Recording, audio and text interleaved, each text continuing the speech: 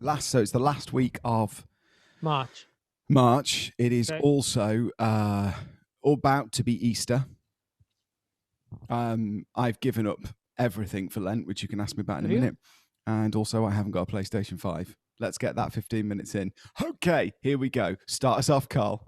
It's March. It's the last week in March. It's coming out of Lent. He's giving up everything. He just told me all this information. I can't remember any of it. It's the podcast of all podcasts. That is very true. You did just sound like me repeating all that information to you about 10 seconds ago. So it's the last week of March. Correct. It is. It is, yes. Well, it's not, but it is, yeah. Yeah, it's not. And Easter's just round the corner, which means Lent is nearly over. Chocolates. I'll level with you, though. Lent isn't nearly over. Lent started yesterday, if you look at when we filmed this, and it's killing me, Carl. Do you know what I gave up? Pancakes. Tell you after we roll these titles.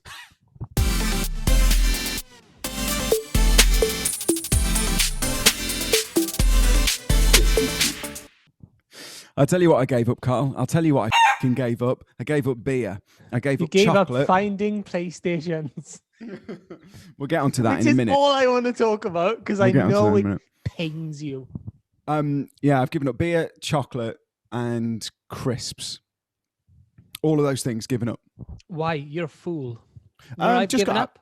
What have you given up? I've given up gigging. Mm-hmm. Given up earning Getting money. Paid. Yeah. Yeah. Performing songs. Yeah. Yeah. Equally difficult things. I tried to give up this podcast for Lent, but you wouldn't fucking let me. No, we can't. We can't give up the podcast. Not for Lent. It's the only thing I got going in my life. So yeah, obviously everybody knows we film this in advance. Quite a way in advance sometimes. Well, the fact that patrons get their inbox full of podcasts on the first Monday of the month means that they're obviously filmed. Like it's not live. Yeah, it's not live. No, it's not. What? It's definitely not live. But what I'm saying is, by the time this goes out, God, I hope I've got a PlayStation 5. And I know this is boring for people, but you want because the devil hates you. I want to. I'll show you. That's a bit unfair. No, it's not. I don't know if I had I a can word bring with the it devil. Up. Yeah. Phil said to me, not giving little Tommy Vaughan a PlayStation 5 until November. Is that really what Phil said? Yeah, Phil said that to me. Who? Why is Phil the devil? Phil the devil. Yeah.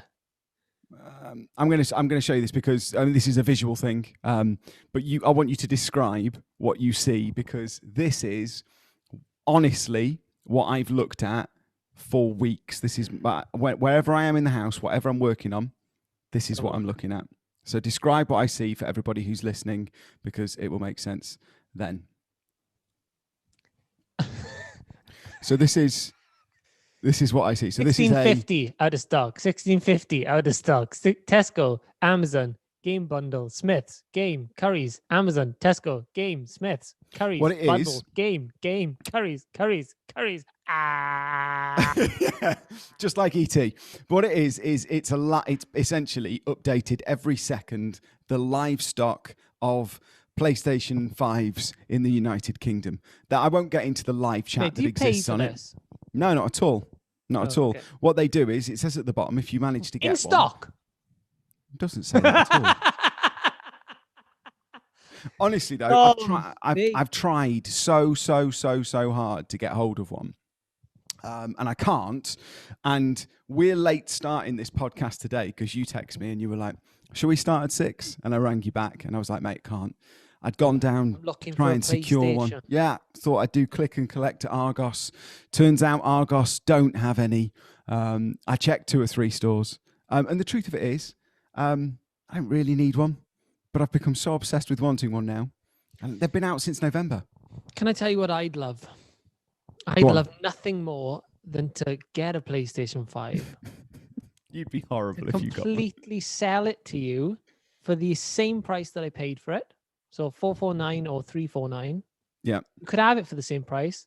What's the caveat? Extras. What's the caveats? What are the added extras? Go on. Because I'll be honest with you, Carl, I wouldn't put it past you to buy one and then hold it to ransom. Yeah, and mate, I would lose 300 quid of my own bank account to overpay for a PS5 to sell it to you for a £300 loss for me, but just to get you to do stuff that I wanted you to do. Like what? Yeah, I don't know. Maybe a private gig where all you sing is Baby Shark for an hour. Which sounds doable. 35 minutes in. I would do that, yeah. Yeah. Well, that wouldn't be the end. Someone did ask for that on one of the lockdown dates they did. Idiots. Someone was there with their kids and they went, will you sing Baby Shark? Their children are idiots. I don't know if their children are idiots. I'm not sure. Not sure that they are. Their babies are idiots. Get your child on now. Get your child. Put the camera on me. I'll look at this. You child are an idiot. Said it, mate. I'm not afraid. I'm not afraid. Not afraid of that child. I'll fight them. I will fight that child. Not afraid of kids. Right? Not afraid of kids. Parents. Yeah. His dad's massive. In which case, your son is not an idiot. I gotta go. I gotta all the best. God bless. Yeah, so that's what's been happening. Lent, giving up everything I love. I say everything I love. I haven't. I'm still having wine and nuts and you love the occasional Guinness, because that's not really lager, is it? Yeah, but giving up those lager, isn't it? Not lager. It's stout. Yeah, it's alcohol. Exactly. Well, I haven't given up alcohol for Lent, have I? Oh, I'm not an idiot. I'm not. Mate, I'm not an idiot. On our live podcast, aren't we planning? This will already have been, but we haven't done it live yet. Mm-hmm. Aren't we planning something alcoholic? Yes, I haven't given up alcohol. I've just given up beer. Oh, all right. Which means I'll have wine or whiskey. What a shit thing to do for Lent. Yeah. Why have you given up beer and not the others? I'll be honest with you, mate. I don't even know why I've given up beer. I've given up. Do you drink lots of beer? No, not really. But I don't know why. I don't know why I've given up. Isn't the idea of Lent that you give up something like, I'm going to give up sweets because I eat lots of sweets and I shouldn't eat sweets? Yeah, sure. But I can't really give up. You've just gone, I'm going to give up looking at my watch. Not going to wear a watch for Lent. No. I do love a beer. I love a beer, so I'm giving it up. But I'm not going to give up alcohol because we're in a national lockdown. My career's in tatters and I've got nothing to look forward to. You got a guest on? We have got a guest coming on in a moment. Carl, do you want to tell us all about that guest while I readjust my personality before he comes on? Because I don't think he's going to like the person that I've become. Tell us about our guest, Carl. We have got an actor coming on. I thought I reached out to my friend Kyle and I said, Kyle, would you like to come on our podcast? Because he's got his own little podcast going on. It's not as good as ours. I've heard it. It's not as good. He's a big lad. It's brilliant. And I said, do you want to come on our podcast? You're an actor. I'm an actor. Tom's been in Hollyoaks. Perfect. So I think actually he's been in Hollyoaks as well. So you two will like bounce off each other, and I'll be like going, yeah, guys, should we sing a song? I don't know if it would quite be like that. I did check his IMDb today because how tall is he? Huh? How tall is he? That's normally the only thing you look at on IMDb. I think that's where it's Wikipedia. I think it's Wikipedia that does that has the height thing in it. But I did notice that he'd been on the Oaks of Holly not too long after I was on it. So we'll have a little bit of a trip down memory lane. I can't really remember my time on that show now. It was so long ago. I don't think I've ever seen it. So that'll be a f***ing giggle. Brilliant. I'll send you some DVDs. Please don't. No, it's just me kissing a man. Dude, I didn't even think I got a DVD player. Haven't you? Well, I get the PlayStation plays DVDs, don't I? PS5. Do you want the PlayStation? I was going to say, do you know what the PlayStation 5 plays? Blu-rays. Oh, be great if when we finish this podcast episode, which we're shooting late at night, if I could just kick back with a cold beer and watch a Blu-ray on a PlayStation 5. Lent, so can't. Grow It's up. Lent and I don't have a PlayStation. Honestly. I think we could get 45 minutes out of the fact that you didn't have a PlayStation. Because you're just getting angrier and angrier. And I'm loving it even more. You did. Just before we get Kyle on, who's now waiting for us to finish this conversation, you said something to me when I was driving back from Argos and all flustered. You were like, but mate, have you got anything you can actually play on it yet? What The truth of it is, no, nothing. I don't have any games. Fortnite The only one that you can play on the PS4. Yeah, the only one I'd want is F1. And that don't come out till September. So I don't know why I'm getting all panickety about it. I'll tell you why I am, because I haven't got a lot to focus on at the moment. And all I'm focusing on is the fact I can't get one. But I'm telling you now. What if you put that screen on while you were doing your Friday and Saturday gigs and it said in stock? Right, here's the thing. I've got push notifications, and we talked about it a little bit on the show before, but I don't have notifications on for anything at all.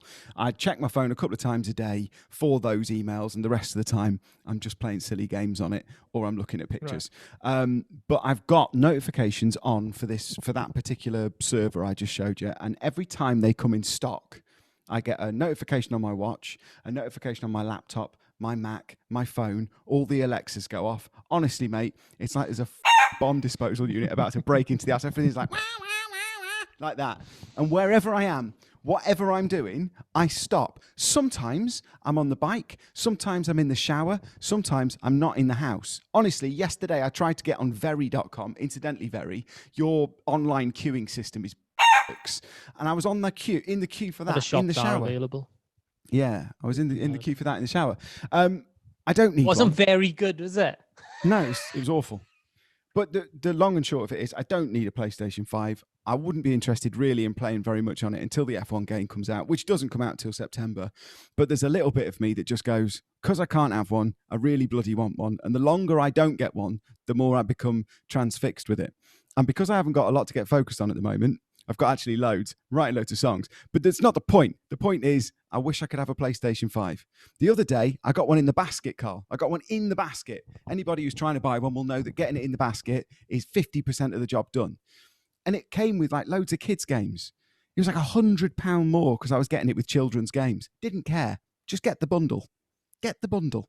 Worry about the games later. Get the bundle. Did I get the bundle, Carl? Did I?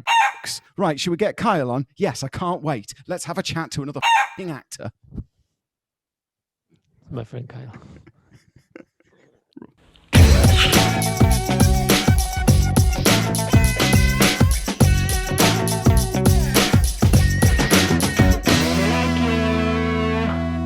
Okay, Carl, do you want to intro Kyle, or do you want me to do it?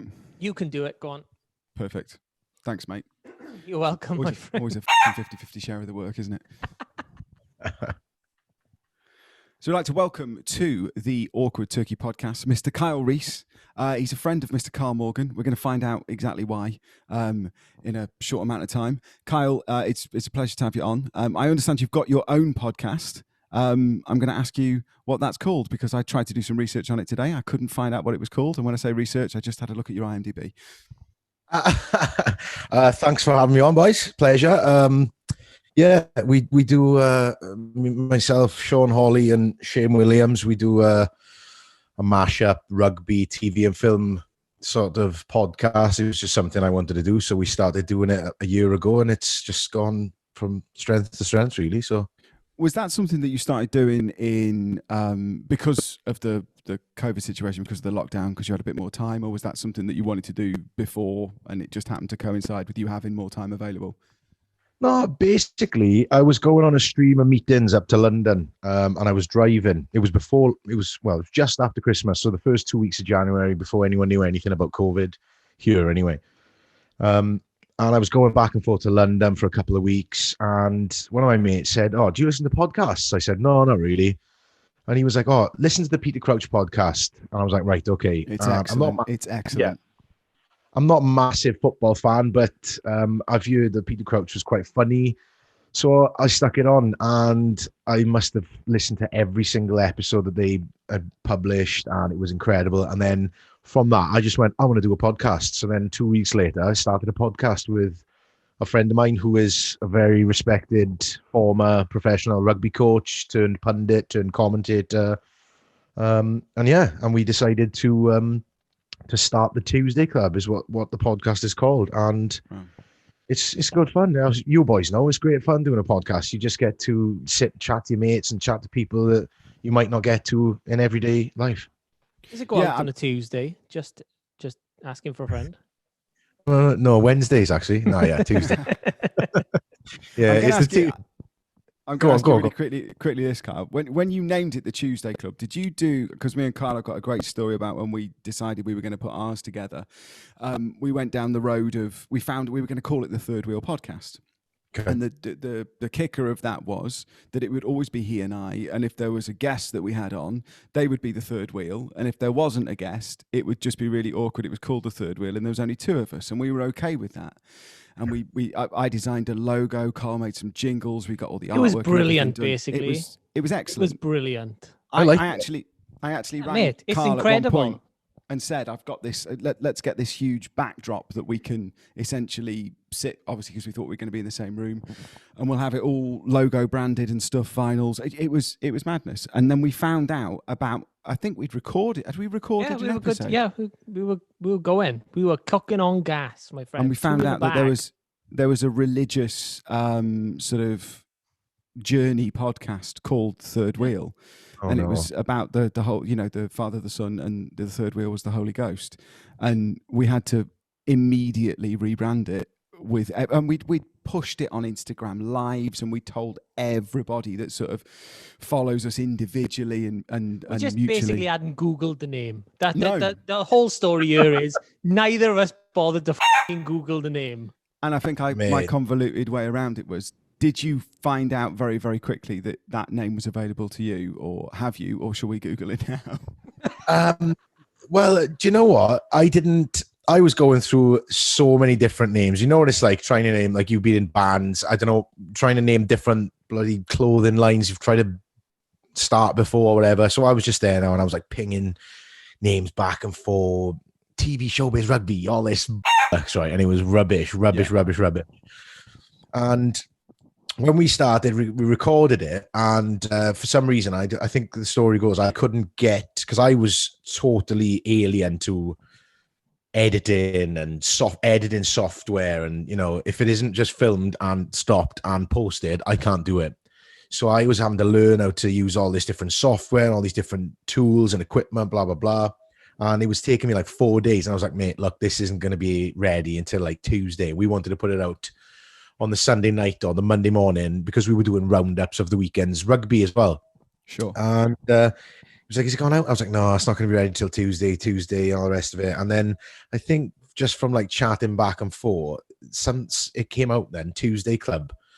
So that's where the name came from. So we have to religiously put it out every Tuesday, or it kind of f***s up the name of the podcast. Of course. But I also quite like it has nothing to do with what we actually talk about. So, do you know what I mean? It's, you get something like, you've got, the weekly rugby roundup, or TV reviews with Peter Jones. I don't know, whatever it is. It's Tuesday Club. It's like, what's that then? But anyway, there turns out that we've never called it the Tuesday Club. It's just always been Tuesday Club with Sean and Kyle. And then it was Tuesday Club with Sean, Kyle and Shane, or whatever it is. But we get this one guy tweeting the social media, the Tuesday Club social media. Hi guys, just to remind you, Alan, can't remember his name, famous BBC actor. Alan, he's always on like those quiz shows. He's got like crinkly hair. Alan Davis, yeah. Is it Davis? Alan Davis, I think that's it. Yeah, Alan Davis. He's like, just to let you know, guys. And this is like every time we publish an episode, we'll get a tweet. Just to let you know, guys, Alan Davis has been successfully running the Tuesday Club podcast now for the last 3 years. So I don't know if is there any infringement there with the name, and thank you very much. And we just choose to ignore him because, no, I didn't Google if the Tuesday Club was a podcast. But I also found out when I did see that tweet for the first time, 12 months ago or whatever it was, I was just like, you know what? We haven't got his is his is like, I don't even know what they talk about, but adult things, I suppose, because it's, he's Jonathan Creek and it's all very serious or whatever. But I know he's a comedian, but so yeah. He's Jonathan Creek, yeah. Long story short, even though I've made it very long, yes, there is another podcast out there called The Tuesday Club, but we don't give a fuck.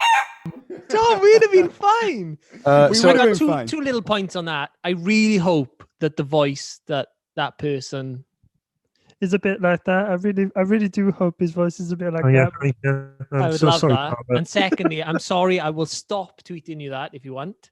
If you want me to stop tweeting you those fucking comments. Kyle, let me tell you about how organically we came up with the name of ours. We'd obviously done everything we possibly could to do this. We could have probably just called it Third Wheel Podcast, like you, dropped the and got away with it. Yeah, but we'd have been forgiven anyway. They were a God club. We had what? Yeah, definitely. Thy Lord would have forgiven us. They would have forgiven us. It'd have been okay. But me and Carl had what Carl called a crisis meeting about 3 days before the first ep had gone out, and and he said, right, we've got to come up with a name, and that resulted in him and I sitting for 2 hours on the phone, not coming up with anything at all that was any good whatsoever, and then that quickly sort of transpired into him and I on Urban Dictionary just hitting the randomize button, and he went, what about awkward turkey? I went, yep, that'll do. And then we had dinner. I worry and that was it. that you've made that story even better. It was basically, we were still on A.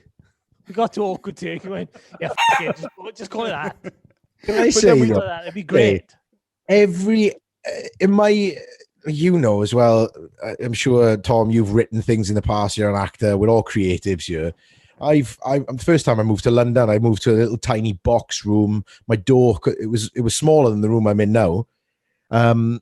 It couldn't open the door fully because it hit the bed, so I had to like squeeze in through the door. Anyway, it was a horrible month, and I lived there. And I wrote like an album. I wrote like 12 songs, called it 1 month an album. But I've still got it. Would never show that to anybody.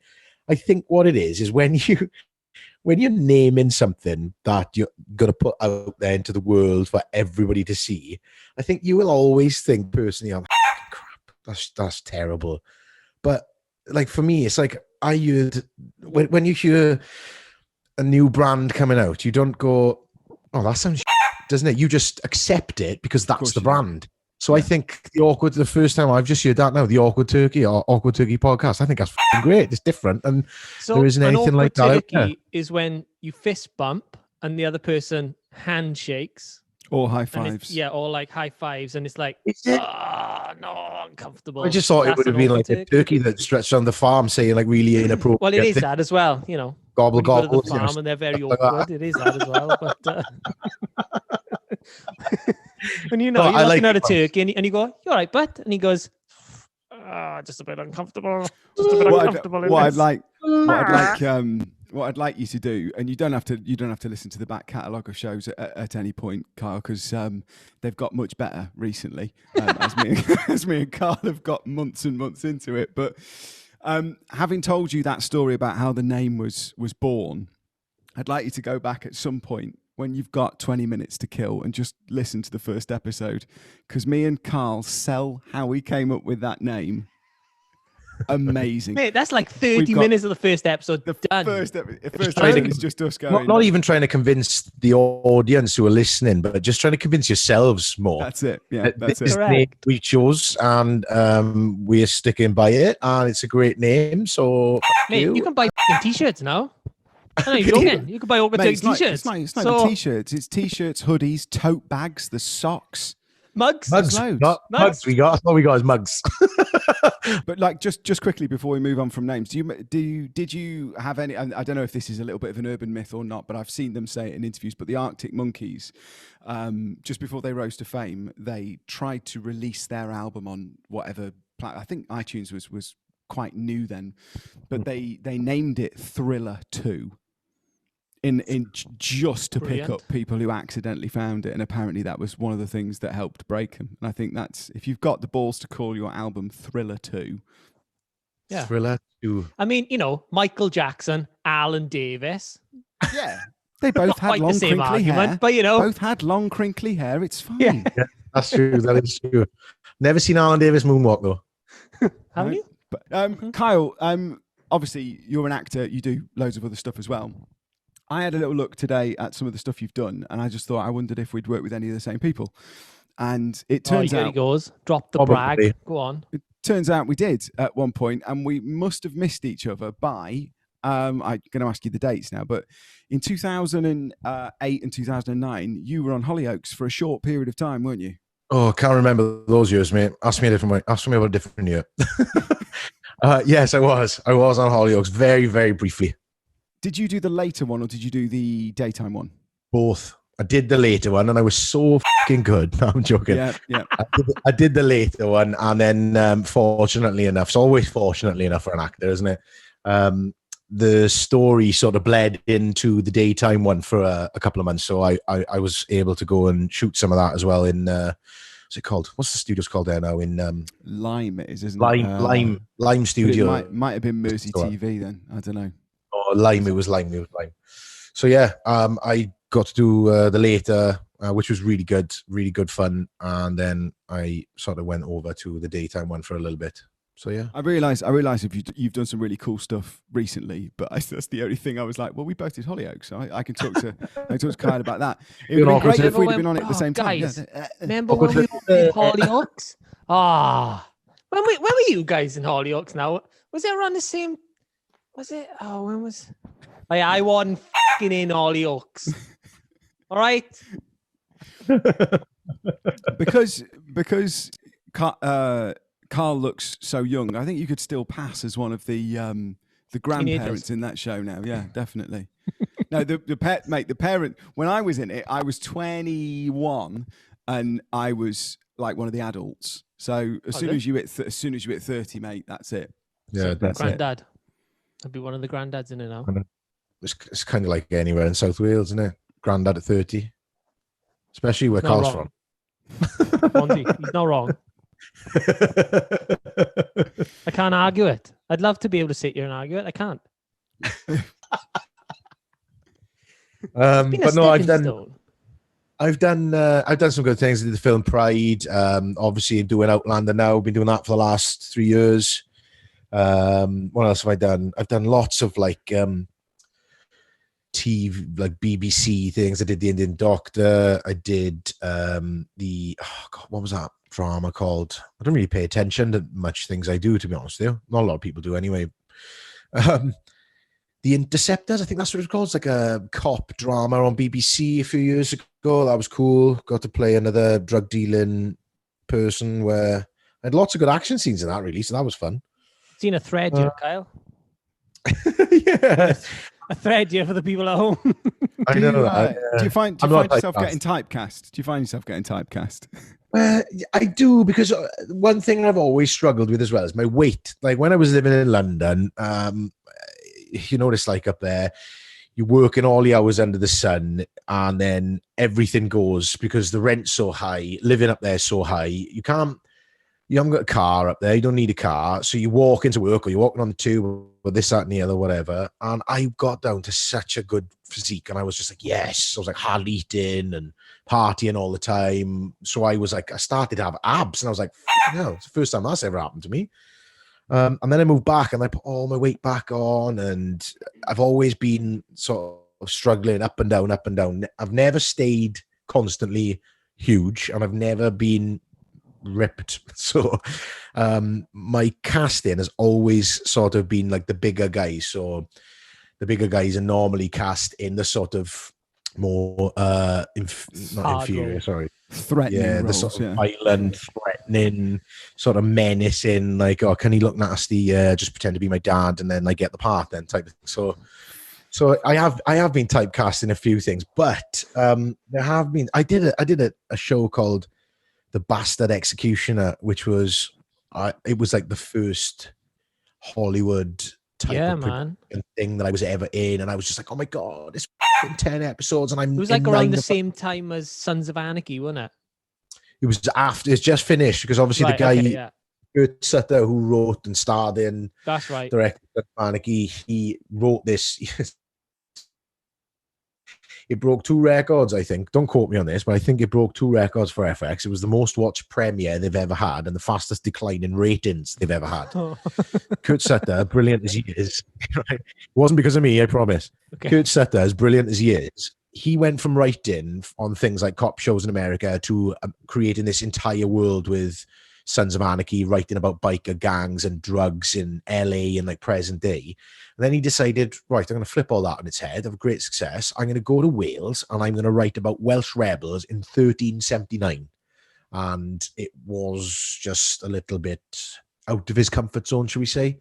But it was a great experience. It was one of those jobs where when I got the job, for my dad crying, I was like, Dad, yes, it's like, they got it. I was like, yeah, it's going to be like millions and millions of pounds. So, yeah, I've made it. Oh my God, Dad, yeah.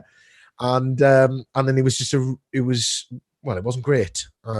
So it was back to the drawing board then, type of thing. But no, I didn't play a brute in that one. I actually I got hit over the head with a cane in that one in episode 9 by Stephen Moyer. I don't know if you know who that is. He was Bill Compton, the lead vampire in True Blood. Wow.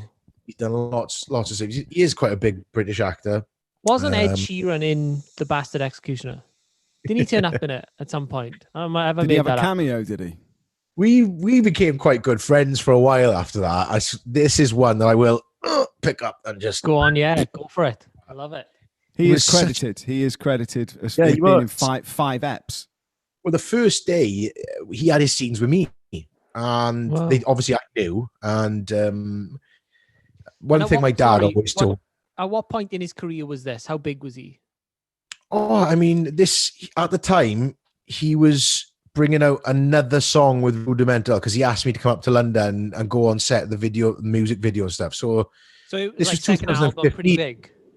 Yeah, this was like third album, surely. It's 2015. It's only like 6 years ago now, I suppose, but it was way in the summer, so it would have been 5 and a bit years ago.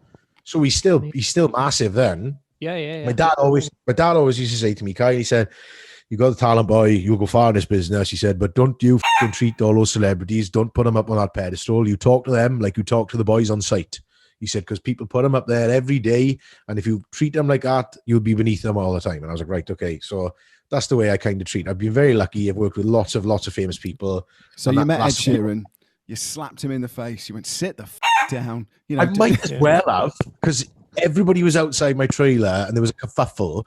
And I was just like, oh, what the fuck's that? So I looked outside, and then you've got all these big actors, Stephen Moyer, and they're all asking him, oh, can I have a picture for my niece? And this, that, and the other, blah, blah. And he walks past my trailer, and I'm just sitting there, it's middle of summer, my door's open, and I go, what's happening, Ginger Balls? Of course he does.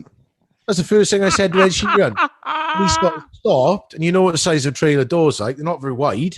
He sort of stopped, and he sort of sauntered back and was like, looking in. I was like, all right, mate, I'm Kyle. He said, oh, Ed. I said, yeah, no shit. I said, you got all your scenes with me tomorrow, mate? He went, oh, you're Kyle. Yeah, blah, blah. And then I think after that, he just sort of knew I was on a level. Like everyone's trying to sort of rush around him and this, that, and the other. I'm standing there and on the lot where where unit base is, and I've got a fucking stick and I found a tennis ball. I was like, oh, Ed, come and bowl me some balls, mate. And he's just there chucking me tennis balls while I'm fucking smashing them into the park. Nice. So it was a really, really funny story. Finished filming. We're all on the makeup truck, and we're sitting there, and I'm getting de-rigged, we're having the wig off, and he walks past, and he just leans over the shoulder, and he's, all right, mate, do you fancy coming for a drink tonight? I was like, I don't think I'm going to be able to, mate. No, I'm joking. I was like, yes, right, let's go for a drink. And then the next day, we're in the Daily Mail, me and him outside in Cutchin, pulling each other's beards. Oh, he's jealous because I had a big full-on beard, and we ended up being posted on the internet because I was playing the piano and he'd run upstairs and got his guitar. We did a duet of Tracy Chapman, Revolution, and it was like one of those things where you wake up the next day and you think, me, did that actually just happen, type of thing. And yeah, it was really weird. And we were friends then for about a year or so, and then he kind of went, I think he was known, didn't he? He went off the grid or something. Yeah, he just disappeared for a bit, didn't he? Yeah. He said, didn't he? He'd spent too long looking at his phone, or too long, hanging around with Welsh. I was texting him all the time. All right, mate, where are you? Do you want to come home? Do you want to go over and play FIFA? Yeah. Do you want to go? Got to get rid of my phone. Kyle Reese won't leave me alone. Jesus Christ! And yeah, game of cricket with a stick. He makes me throw balls at him. He won't stop texting me. I'm going to have to throw my phone away. Get that guitar. I got a ball. Let's have a game. There we are. I can say that I 100% contributed to his off-the-grid status, as it were. His disappearance, yeah. Sorry to all his fans. On the IMDb. I made Ed Sheeran go f***ing nuts. I think I can actually update it. I'll do it. Yeah, I've got IMDb. I'll just add a little bit in there.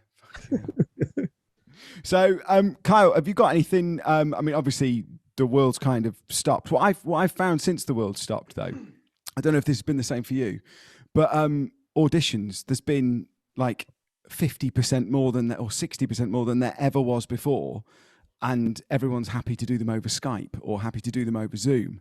And I don't know if you share this with me, but you have the type of actors you go, oh no, I hate self tapes because I want to go in and get it right, just that one take. You know what I mean? And the people like me who just go, I'm quite happy. I can sit and frame it and repeat it until I'm absolutely content with it and send it off. You know what I mean? I can agonize over it and make it perfect. Have you found since the lockdown that you've been auditioning for a lot more stuff?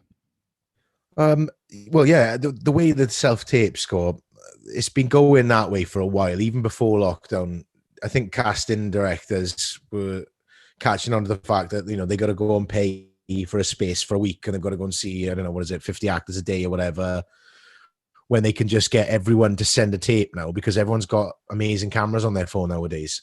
Yeah. And it's going to be better, or if not the same quality as the cameras they would use. But yeah, no, totally. I much prefer doing self-tapes, to be honest with you. Whenever I know I'll get a job when I do a self-tape, because I'm like really weird with them. I'll go one of two ways when I do a self-tape. I'll either get sent the script, I've got 3 days to do it, and I don't like the script, so I can't be fucking asked. And then 10 minutes before I'm due to film it and send it over the next morning, I'll have my missus reading the lines in, and I'll learn it quickly, and then just fucking blast them out and send them over. Or I get the script and I love it, and I'll do it. I'll film it myself like it's going to be filmed, or the way I would film it, and I send it off. So I did a job once where it was like it was in a film, and I was just playing this guy in a. Like, again, it wasn't a hoodie, but he was just like a bit of a brute, loved to booze, mother died, and he had a really bad relationship with his sister that he was supposed to be looking after, blah, blah, blah. One of the scenes they sent me to tape for that was in the kitchen, and he was having a beer and a fag. So I just went in the kitchen, did the scene, got a beer out, started necking the beer, having a fag. I actually just did the scene. Now, a lot of people just do this. White wall. Hiya. Kyle Reese. Yeah, here's my hands. Thank you. That's only for commercials, isn't it? Show me your hands. What the f*** is that? I do it every single time. Every single time. Even and if hands, please. I can remember the first time I went to a commercial audition, they went, and hands? And I went, yeah, I've got two. Why did they do that? I don't know. Checking your hands. What is that? They do it to check that you don't have any bigger hands than your head, or marks that are on your hands. I don't know why. Even for stuff like I sent one off back to my agent the other day, and I naturally did it, and he said, "Can you just go back in and cut that out?" Because I came on and went, "Hi, I'm Tom Vaughan. I'm repped by. These are my hands," and he was like, "No, you can't do that." But it's like ingrained in you to do. I don't know why. I think it's because they don't want you to have. Are you just winding me up? There. Is this just no, genuinely. They go in, you do. like, They say, right, can you name, agent, height, weight, shoe size, all that profiles. Jazz, and then they go profiles. Yeah, stand that way, bend over, and they just go hands, and you just have to present your hands like this. what? Yeah. And that's the way it goes. What the hell is this? Kyle, do you have what I hate the most about when you do an audition and they clearly they haven't got quite enough info out of you. You sort of in your head made your mind up that they don't want you, even though they're the ones you end up always getting is the ones you don't want. And then they go, tell us a funny story, or make us laugh, or have you got any jokes or something like that? And I never ever know the level in which I'm to go in, and I always go in so hard and leave going, well, I did all right in the audition, but I absolutely ruined it with the story I told or the joke I told them. I never know how to pitch that bit. Tom, tell us a joke. Tell us a joke. Let's find out the level he goes in at. Come on, tell us a joke. The story, the joke, I can't remember. The story I used to tell him was, I was filming the first episode of Doctors, and I was straightening my hair in the hotel before I went in. And as I was straightening my hair, I might have been about 17 or something like that, I dropped the hair straighteners fresh out the shower onto little Tom. they burnt it so badly that when I pulled my boxers up and I went into film for that day, where they had to shave a child's head, different story, tell you that in a bit. My penis repaired itself. Don't mention that in the same story as, No. as burning your willy. No.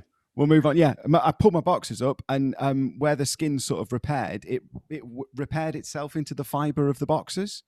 So when I finished filming that day, I had to go to the doctors and be cut out of these pants. And I tell that story at an audition. They go, "What? Tell us a story that will make us laugh." And I go, "First day I was at doctors, they shaved this kid's head, and I burnt a hole in my." And it makes them laugh. It always makes them laugh. Big laughs. I promised them big laughs. They get big laughs, but I'll be honest with you. Waiting outside for you. Yeah, it's just I don't know. But very quickly, that doctor story. It was. I think it was my second job that I'd done. I'd done a couple of. There was a TV show, I don't know whether you remember it, DL and Pasco. I did that for a little bit, and then I went on to doctors, and it was kind of one straight to the other. So I was like, okay, this is it now. I'm on that. This is happening. It didn't. It stopped really quickly after that, and then didn't carry on for a few years. But anyway, I went on to doctors, and they were like, "You're going to play this teenage father." And I was like, "Yeah, that's absolutely fine." And they brought the woman in who was the chaperone for this baby. I held it, and the baby had like bright ginger hair. And you could see the director and the line producer and stuff like that. They were sort of chatting, and they came over and they went, "Tom, we've got a bit of a problem. Obviously, the baby doesn't look like yours. It's got bright ginger hair." And I said, "Yeah, I'd noticed." They were like, "Well, we've got a couple of options, and this is in earshot of the mother. Like we can shave the baby's head, or you can wear a hat." And I just went, "Well, obviously, I'll wear a hat." Yeah, we shave it. Oh yeah, I'll wear a hat. It's like a shave his head. No, I'll just wear the hat. Obviously, we're going to shave. What? Yeah, I'll definitely wear a hat. It's just weird conversations you have with people that wouldn't happen anywhere else. Yeah, why do you wear a hat? Spoil that hair. I never used to get the whole, before any of us are sort of doing what we were doing, but drama schools and all that type of stuff. And you just remember being like 16, 17 and auditioning for drama schools from college. And it was everything. Like if you didn't get into drama school, you weren't a good actor. You had to get into a drama school. They had to be a reputable drama school. And then all those auditions, they were awful strange, weren't they? I remember hearing a story once of a friend who went to audition for Guildhall, and this guy got up and did his speech. They go places like Lambda, and they just want to see how your inhibitions are, see if you can just do something without thinking about it, make a tit to yourself or whatever. And this guy had done his classical speech or whatever, and this is all allegedly. He'd done his classical speech, and then they said, "Yeah, great, blah blah blah." Give him a direction, and then this one woman said, "I'm just wondering, can you do that again, but the chair?" And this guy said, "Sorry, what?" She was like, "Yeah, I want you to do the whole speech again, but the chair." And then he was like, "Right, chair. Okay, yeah, cool." So he turned around, composed himself, as actors do, turned around and did the speech exactly the same way that he had been doing it in every round. He didn't do anything different. He did exactly the same. Then he picked the chair up, ran over the wall, smashed it up against the wall to a million pieces, and went, "The chair is f***ed." Now, for me, that is a brilliant story. That is something that I heard some guy do at Guildhall. And I went to Guildhall, and I had some guy when I was auditioning, and he was like, "Hi, my name's Luciano." Luciano, yeah. So we, no, down in Surrey, darling. Yeah, no, that's the beach house now. And I was just like, "Oh my God, is this what this place is full of?" Me being a council estate boy, coming from somewhere, I'm not your stereotypical actor. I'm rugby mad. It was just like, oh God. So I'm so glad that I went where I went, because at the time I was like, I need to be in RADA, I need to be in Lambda, I need to be in Guildhall, because they are the only places that produce real actors. And it was full of shit. So if there are any young actors or people who want to get into this industry that think they've got to go to drama school, one, you don't, and two, don't go to those, because they just shove Shakespeare down your throat, and that's not the fucking industry right now. Wales. There we go. I didn't go to drama school at all. Didn't Good. go. I auditioned. You didn't go to fucking school. And I stop it. And I looked at it, and my mum did all that stuff. She drove me down to London, and I think I was looking at Italia Conti and Central and stuff like that. And I was convinced that's what I needed to do. drama school to my bow, and it hasn't, not once has it affected anything that I've done. So I think it's it's a bit drama school. It was such a mountain that everybody wanted to climb, and if you had to go to drama school to get your training, there was this whole thing about the equity card. You couldn't get an equity card unless you went to drama school, or you got a professional job, but you couldn't get a professional job without an equity card. And I think that was like back in the day. Now, when I left college and I went to drama school, I was 17, just turned 18, and I thought I was the business. I thought I am the best actor coming out of Port Talbot since Sheeny and Burton, right? And I'm not kids, right? And I thought I'm the chocolate, you know. And I went up to drama school. That's a Welsh thing, isn't it? I'm chocolate. That's such a good Welsh saying. That's what we found the episode title there. I'm the chocolate now. I'm the. I went to drama school, and I thought I was the business, and you know, I went up there, and I didn't do anything for 3 years other than about, get drunk.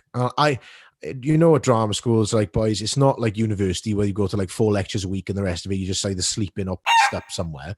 Drama school is 8 in the morning, 6 in the evening, apart from one day where you're in at 12 in the afternoon until 6 in the evening. It's full on. It's like being in school, except they add 2 hours on at the end of the day. So I can't really remember much. All I know is I had a brilliant time. The only things I left drama school with was I did grow up a little bit, because obviously I lived in Glasgow on my own for 3 years. And I left feeling like I was the worst actor that has ever said a line from any script ever. But that's the point of it. That's the point of it. It stripped me. Is it the point though? Because then I was going.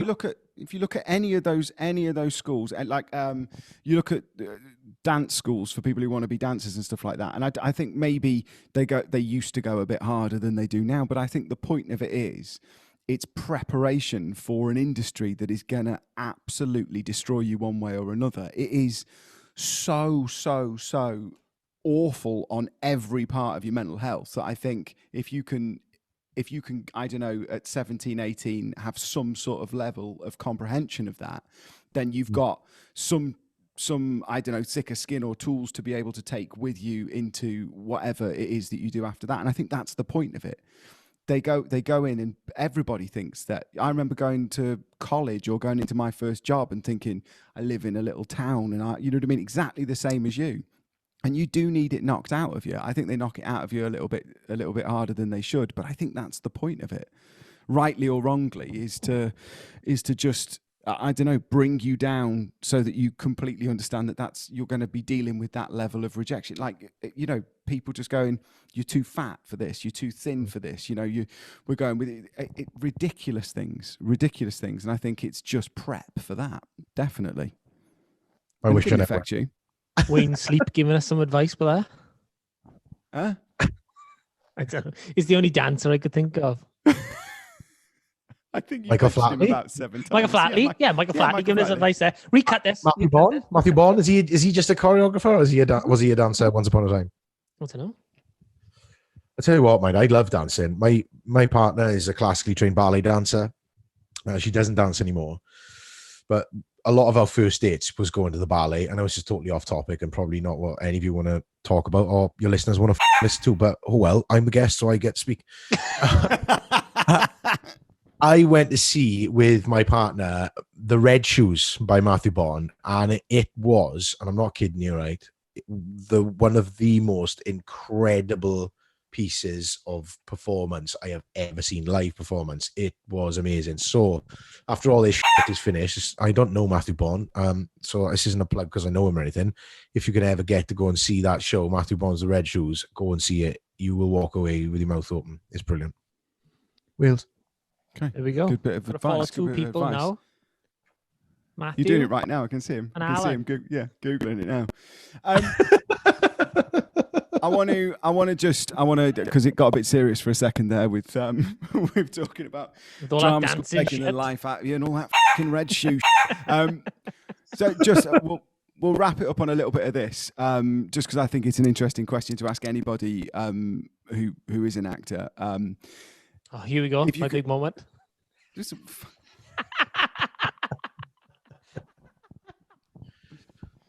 okay, Ready, so Tom? Do you know what you two can do? You could do. Do you know if all else fails, boys, you can just do a fucking remake of Weird Science, the movie, because you two got the look of those two boys down to a T. Carl's got the fucking frazzled fucking blonde hair, the crazy one, and then Tom, you're just like the license, Lisa. I think that's definitely on the cards. Mate, that used to be my profile picture on Facebook. Around Christmas time, I change it to Macaulay Culkin, and then I'll stick a picture of the Weird Science kids up next to me and Carl's for sorry to take away from what you were saying, Tom. No, it's absolutely fine. It's absolutely fine. It's all great content. His name is License, Lisa. Thanks, Kyle. No, I was going to say, because this is a great question to ask any actor, but any film that's been made in the past, if you could go back and play one character in any film that already exists, what would it be? Oh, there's so many come to mind straight away. You got to pick one. And what I'll do is I'll cut around this awkward silence while you think about it and make it look like you came up with it immediately. Or maybe I just leave what I said in for a laugh. I would probably like to straight away. I've gone to gangster movies because that is my genre. I love gangster movies, all the Martin Scorsese ones and other ones. I'm trying to think of a fat bloke in Goodfellas, but I can't really think of one who I could get cast at. I don't know. Look, that's tough. I would just say any protagonist in any of Martin Scorsese's gangster films, because I think I would love to, if I could go. Am I going back and being cast instead of one of them and getting to work alongside like De Niro and Pesci and all those? Yeah. It's a hypothetical world in which you remain the same age you are now, except for you go back to, I don't know, 1983 when they shot Goodfellas. Do you know what? In that case, I'd like to go back and I'd like to play Vito Corleone in Godfather Part 1. I would like to play. Because to see Al Pacino, like that was his, like, that made Al Pacino, and his performances all the way through those films are incredible. Even though that the third one is like 20 years later, they shot it 20 years later or 30 years later. I would love to have been on that set with all those actors. There were some incredible actors there in their prime as well. Sure. So I would like to play that Vito Corleone Part 1. Not that you asked Carl or Kyle, but if I had the opportunity, go on, Tom. So I'll line you up. Go on. Thanks, man. Who would you like to play? I'd go back to, I think it was 1998 when George Clooney was Batman, and I'd just stop him from playing Batman for that one film because it was awful. That would be it. I'd take any part in The Wolf of Wall Street just so I can hang about on set. Oh yeah, actually, can I change mine? I want to be in that video as well. I'll be the fat one. I'll take any. Oh no! We do that. You picked yours. Go back to 1998. Stay there in your boy band fucking era. I want to be in The Wolf of Wall Street. I need to find out what year George Clooney was Batman. It's 1998. I'll give you £1. I don't think it is. Do you want to have a hazard a guess, Kyle, what year he played Batman? Yeah, I reckon it was. I'm going to say 1996. Ooh. Kyle? I think it was later than that. Wait, who was the villain? Was it Arnie? Arnold Schwarzenegger was Mr. Freeze. All right, okay, it's later than 1996. I'm going to say... I think it might have been around 2001. No, I'm going to say 1999, actually. You're both wrong, and I'm wrong. It was 1997. Oh. If I was Ken Bruce, no. 1 year out. You're 1 year out, Ken Bruce, Radio 2. So I know this isn't Popmaster with Ken Bruce on Radio 2, but do I get a 1 year out t-shirt? Because I did say... Yes, mate. 96 in the post. Send us awkward your turkey hoodie, please. I'll write on it 1 year out. 1 year out. You should do this every week. You should ask every guest every week to name a film, and if they're 1 year out, then just be like, oh, lucky. Shall I tell you what the problem is, Kyle? The problem is every single time we have somebody on, or every single time we run a little competition and somebody is lucky enough to win himself a t-shirt, having to get Carl to help me sign into the joint account so that I can get the £3.80 out to post it. God, he does not want to spend a penny. What have we really got to post that? Yes, Carl. I'm going red because it's so true. It absolutely is. I'll just drop it off to him, man. What's your address, love? Got this bloody t-shirt for you. Yeah, we'll be down tomorrow now. PP on, right? Can't come in. COVID. Thank you so much for being on the show, Kyle. Pleasure. Kyle. Thanks, guys. Lovely. Absolutely stellar. Check out his podcast. Listen one is now, it? just look for it on a Tuesday. Yeah, just It's type out in there. Jay Williams and it'll come up Type somewhere. in Tuesday. We won't talk about any of the other words in that sentence, just in case Alan kicks off. I love it. Listen, that would give us weeks of content. A little back and forth email with. If we with ruined Alan your Davis. podcast by getting all our listeners. Listen now, if you listen to this podcast, you make sure you go and tag Alan in on Twitter. I don't know if you know, boys, but You'll be back. You'll be back next week now when we put him. Penland. He'll be there telling us that we've pinched his favorite comedian's name. Phenomenal. Amazing. Thank you, Kyle. Good to meet you, Tom. Cheers, Amazing boy. job. Thank you, dude. Stay well. Guys, take care. Thank you, Kyle. Always a pleasure to see him. He's off to stay in his house like everybody else because no one could go anywhere. Nobody can do anything. He was really good. He's got. He's a top he's got- guy, isn't he? Top I lad. don't know if it's his microphone or what, but he had one of the most engaging voices I've ever heard. He could sort What was of funny se- is he started talking, Tom, and you went, Yeah, I couldn't work out if it was going to send me to sleep in a nice, relaxing, soothing way with lots of information, and or if he was or going if to it sell was- you it was- drugs. he was going to sell me drugs, or he was trying to arouse me. And I'll be honest, it was a mixture of the three, and I'd have probably bought heroin off him, taken it, had sex, and then gone to sleep. I wouldn't have done any of those things. He was a very, very engaging guest. Thanks for coming on the show, Kyle. And you should definitely check out his podcast, which isn't I'm anything going to to do it do Tuesday. Yeah, with Wednesday Tuesday club or I think it was the Thursday afternoon Thursday lunch afternoon cup of tea. sitting. Yeah, probably. Carl, so that's pretty much it for us for March. But Yeah, mate. because we're getting into this now. I say we're getting into it. We were into it from the start, but because we're a little bit more prepared now, what have we Professional. got coming up? What have we got coming up in April? Well, we had this idea, didn't we, of that we would hypothetically spend 10, 15 grand on each other, but you only get 5 minutes to spend it. So Okay. in the next caveats. episode of the Awkward Turkey podcast, whatever number that is, but next Sunday, we'll be spending 15 grand each. Cha-ching of money So- we don't have. Do you know what the best part of it is? We don't You know have when got we're gonna 15 earn it. grand. No. The truth of it is, if I did have 15 grand, do you know what I'd spend it on? A PlayStation bloody 5. Click Right, fine. end conversation. all the way through that interview with Kyle, you were like, "So, Kyle, tell us what you've done." And he was like, "Well, Yeah. you should have checked this out." And I'm thinking, I've got 2 internet windows open here, and not one of them is his IMDb. Both of them are looking for PlayStation stock. It was funny because I'm going to do it to this camera, so you have to cut to this. But at some point, you went, "Where's? How do I look?" So I'm looking at, yeah, Kyle, yeah, yeah, no, definitely. Stay out of stock. Excellent. But lovely visual gag to finish the episode on. Apologies, We've done so Spotify. well. We've done so well. Even at the beginning, when what I was talking about was visual, I was like, "Now you have to describe what you Yeah. can see." Well, there we are. Hey, mate, good luck taking all the swear words out of this week. Oh, between you and him, even I was like, "Oh, I should probably say now." I should probably get One in of on the fuckage. boys, lads. No, he does. He's one of my favourite guests. Really, really lovely bloke. I'm definitely going to check out Outlander. I'm going to watch it. For sure. If only Yeah, to see. he's really his- good. He's like, he's just really good.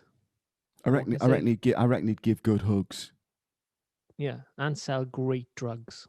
hugs and drugs. Hugs and drugs. That's how we're Got going to it. finish this. That's got the title done. Hugs and drugs. Mate, I'm on it. You're welcome, world. Brilliant. Taking the podcast in a new direction.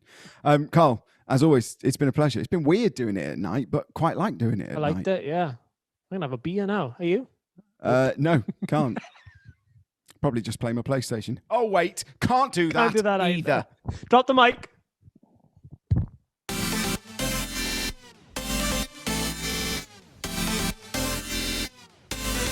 Facebook group.